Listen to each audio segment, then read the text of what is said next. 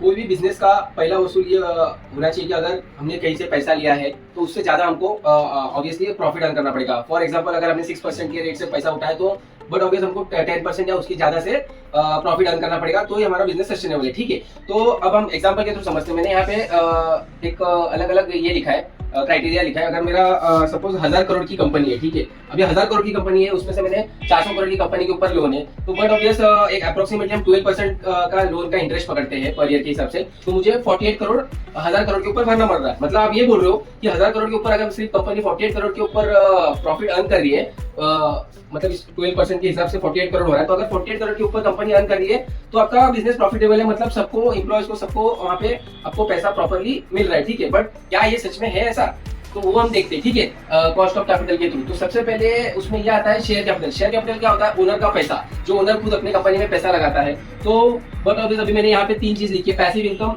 Passive income क्या होता है? अगर मैंने एफडी में या म्यूचुअल फंड्स में या बॉन्ड्स वगैरह में इन्वेस्ट किया है तो वहां से जो मुझे रिटर्न आता है, मतलब एक 15%, 20%, 25% मैक्सिमम आता है। बट अगर ओनर ने खुद ने पैसा लगाया तो बट ऑब्वियस वो चाहेगा कि मुझे जो ये सब वेंचर से आ रहा है पैसा उससे ज्यादा रिटर्न आना चाहिए। बट ऑब्वियस है, तो उसका क्योंकि उसका खुद का इन्वॉल्वमेंट है, वो अपना उसमें आवर्स डाल रहा है, वो खुद रिस्क ले रहा है। ठीक है, तो हम एक अज्यूम करते हैं कि वो जो परसेंटेज होना चाहिए वो करीबन 40% या उससे ज्यादा होना चाहिए। ठीक है, तो अब रिजर्व क्या होता है? जो कंपनी जो प्रॉफिट अर्न कर रही है तो वो क्या करती है?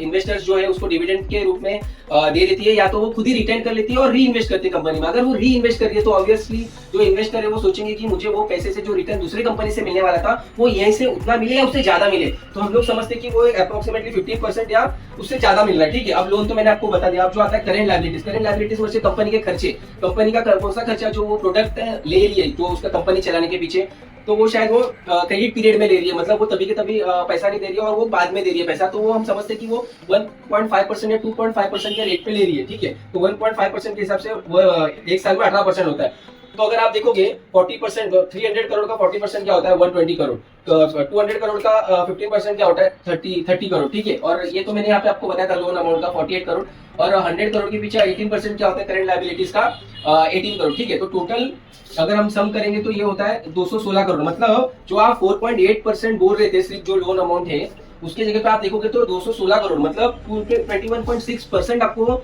जनरेट करना पड़ रहा है 1000 करोड़ की कंपनी में से, तब जाके आपका शेयर मतलब जो ओनर है, फिर जो आपके इन्वेस्टर है, फिर आपका लोन अमाउंट आप प्रॉपर्ली पे कर पा रहे हो और आपके करेंट लायबिलिटीज भी आप मीट कर पा रहे हो। तो इसलिए आप जो भी कंपनी में इन्वेस्ट करो उसका कॉस्ट ऑफ कैपिटल जरूर देखिए और सिर्फ लोन अमाउंट को देख के आप इन्वेस्ट मत करिए। ठीक है, थैंक यू।